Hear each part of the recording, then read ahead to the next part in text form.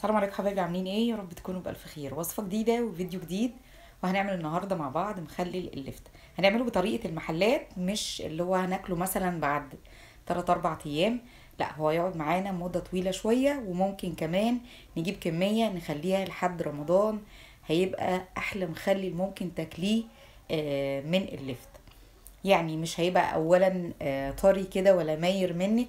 مش هيحصل له اي حاجه خالص، بيبقى متماسك زي كانك بالظبط بتجيبيه من انضف حد بيبيع مخلل بره، المخلل اللي هو الجاهز. تمام. انا طبعا جبت هنا اللفت، عندي بيبقى احجام، في حجم كبير وحجم صغير. الحجم الكبير اخليه في برطمان، والحجم الصغير برضو اخليه في برطمان. ده بيبقى ليه سوا وده بيبقى ليه سوا. اهم حاجه بقى في اللفت عندي وانا بشتريه، اهم حاجه ما يكونش عندي طري. ما تكونش عندي اللفتايه كده مخوخه. ما جيبوش كمان في اخر الموسم بتاعه، بيبقى مش حلو خالص وبيبقى ناشف قوي كده، ومش احلى حاجه. بيبقى فيه زي شعيرات كتيره كده، فما بيبقاش احلى حاجه بصراحه. فانسب وقت نجيب فيه اللفت هو الوقت ده، كويس جدا.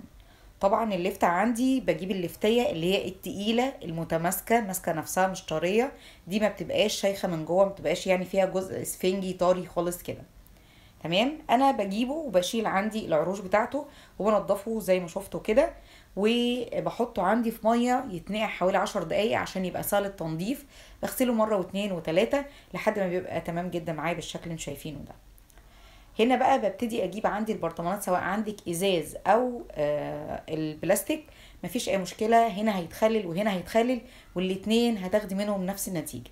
ولكن اهم حاجه لازم يكون عندي البرطمانات دي للتخليل بس، ما يبقاش فيها اي روايح تانية، وده عشان تاخدي افضل نتيجه للمخلل. تمام. ببتدي بقى انا هنا زي ما انتم شايفين بزنق عندي اللفت كده، بحيث ان هو ما يطفوش عندي على الوش وتبقى مغطياه الميه. لكن لو انا ما زنقتش كده بالشكل اللي شفتوه ده، هيبتدي ان هو يطلع على الوش لانه خفيف قوي. زي ما قلنا هو اسفنجي شويه. فدلوقتي خلاص ابتديت ان انا املى عندي البرطمانات، وزي ما قلنا الصغير الكمية او الاحجام الصغيرة لوحدها، والاحجام الكبيرة هتبقى في مكان تاني لوحدها. عندي هنا بقى بالنسبة للمية، عندي دي مية مغلية ومتبردة، وحطيت 8 كوبايات من المية. هحط عليهم قد ايه بقى؟ هحط عليهم لكل 4 كوبايات، مش هحط 4 معالق، لا هحط 7 معالق من الملح. الملح ده طبعا مش هيبقى كتير ولا اي حاجة، بالعكس هو اللي بيحافظ على اللفت اكتر وقت ممكن. عايزة اقول لكم ان التخليل ده هو التخليل الاساسي، التخليل الاولي. اما بعد كده لما بشيله من المية ديت واحطه في مية تانية، بيبقى الملح اقل بكتير خالص. وهقول لكم الملح قد ايه دلوقتي وممكن نحط ايه عليه. انا هنا بعد ما بدوب الملح خالص في قلب الميه، ببتدي ان انا املى عندي البرطمان لغايه الاخر، ما يبقاش ظاهر حاجه خالص من اللفت. وابتدي ان انا اقفله كويس جدا جدا، ما يطلوش اي هوا خالص. المخلل في التخليل عدو الهوا. تمام. بعد ما بيتخلل ببتدي ان انا اطلعه من الميه دي واتخلص منها خالص، ما بستعملهاش تاني.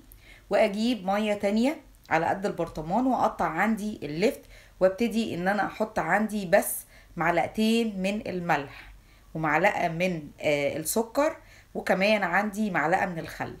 ولو حبيتي تحطي بنجر عشان تلونيه مفيش مشكله. حبيتي انك تكتفي كده بقرنين من الفلفل، وبجد بيديله نكهه حلوه قوي الفلفل الاحمر ده.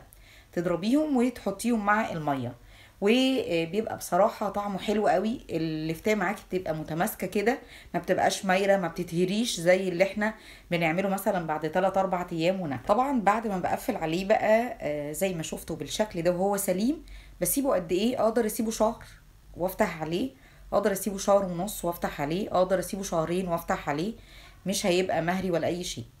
بالنسبة بقى لبعد ما بقطعه وابتدي ان انا احطه في ميه تانية اللي هي بنحط فيها بنجر او الفلفل، بعد يومين اقدر اكل منه، بيبقى تمام جدا. وبالفعل هو بيبقى مستوي، بس عشان يبقى الملوحه بتاعته تبقى اتعدلت شويه، ويبقى صالح ان احنا ناكله من غير ما يبقى فيه اي مشكله خالص. هنا طبعا زي ما انتم شايفين ببتدي ان انا اغطيه، اغمره خالص كده، ما تبقاش فيه حاجه ظاهره فيه. ما بحطش زيت، ما بحطش اي حاجه ولا اي اضافات، ميه وملح بس للتخليل بتاعنا ده. وبالنسبه للون اللفت بتاعنا ده، مع الوقت وقت التخليل هيبتدي ان هو يروح خالص. يعني بعد ما يعدي شهر كده هتبص تلاقي لون اللفتايه كلها بقى ابيض، وده زي اللي احنا بنجيبه من بره بالظبط. يعني احنا كده خلينا نفس طريقه التخليل بتاعه المعامل بتاعه المخلل. تمام.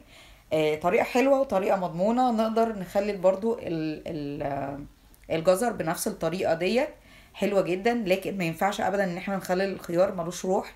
الخيار ممكن نخلله الصبح وناكله بالليل، ولكن اللي ينفعنا نقدر نعمله كده.